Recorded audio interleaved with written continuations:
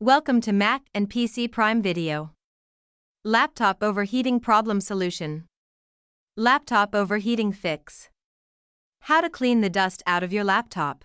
If you've had your laptop for a year or two, it may be full of dust. Dust clogs fans, vents, and heat sinks, preventing your PC from cooling down properly. You can remove a good amount of this dust, even if you can't open your laptop. Dust buildup can prevent a PC from cooling down properly, and that heat can even cause hardware damage. Your laptop's fans may also run at full blast, draining your battery.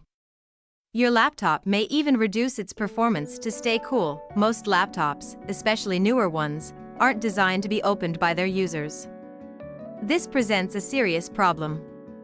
On a desktop PC, you'd power down your PC, open the case, blow it out with a can of compressed air, and close the case. You could dust out a laptop in a similar way, if only there was a way to open it up and get inside.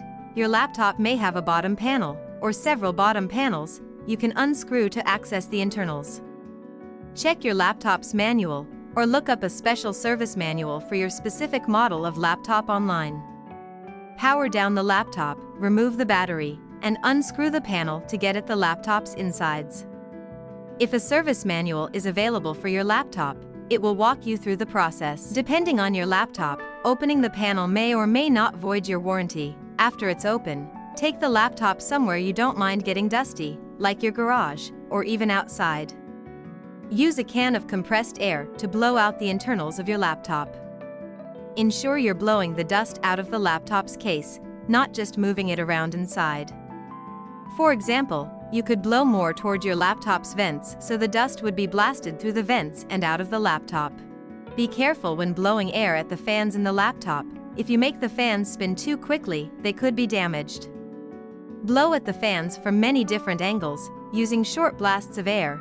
We recommend compressed air, also known as canned air, for a reason. Don't use a vacuum, and be extra careful if you opt to use an air compressor instead of a can of compressed air. When you're done, you can screw the panel back on, plug in the battery, and power the laptop back on. It'll run cooler, and its fans should spin up less often.